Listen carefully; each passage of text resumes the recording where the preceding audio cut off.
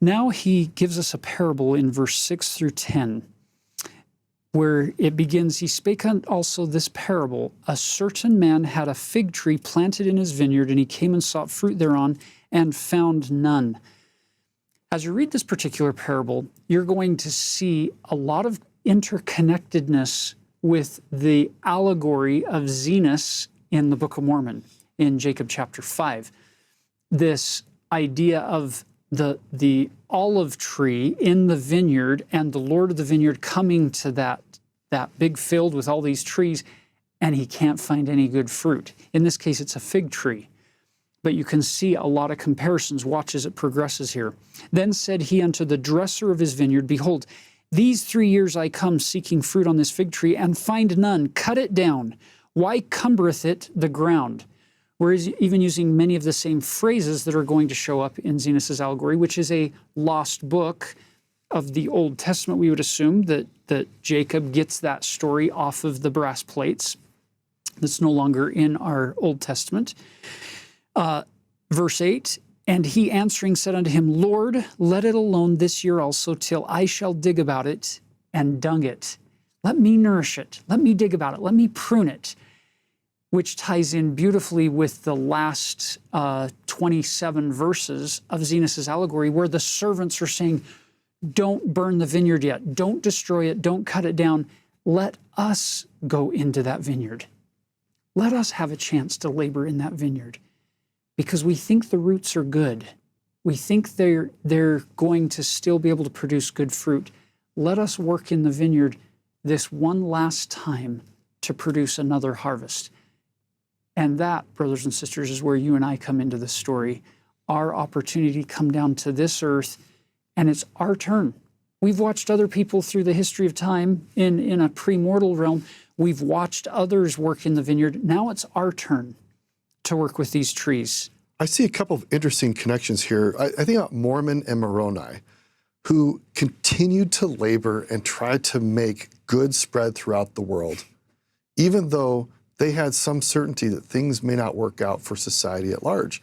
And then I think to myself, do I condemn society because I don't think it's where it should be? Or am I willing to jump in and say, Lord, just hold off.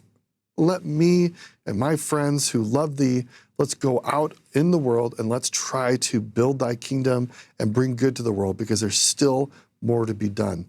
So I ask myself, do I really want God's punishment to just rain down and just destroy the world because I'm kind of just bothered by it all?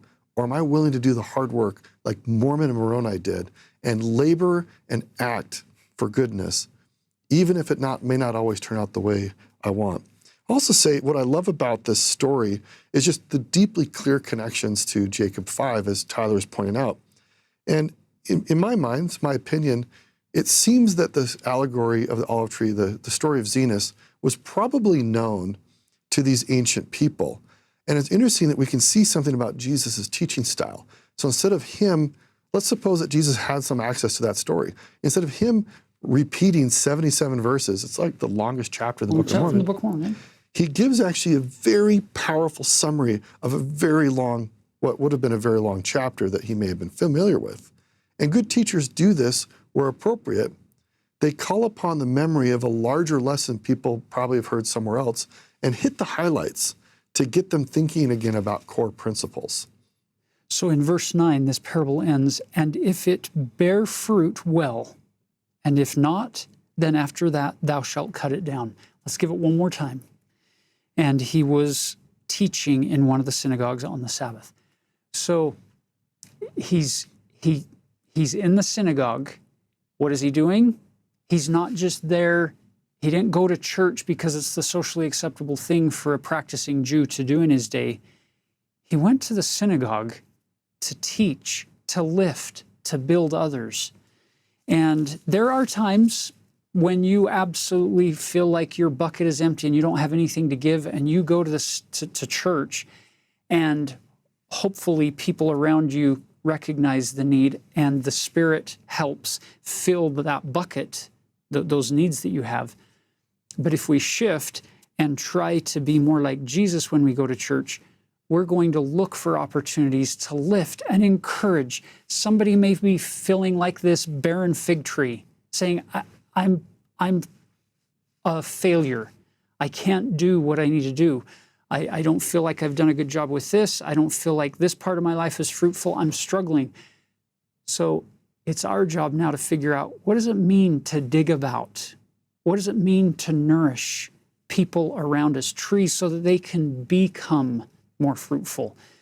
To dig about, to ask questions, to listen, to get beneath the surface, to find out what's really going on, what they're really feeling, and then to nourish those needs so that it can be those kind, tender, healing words and deeds can become absorbed into that person, helping them now to produce fruit.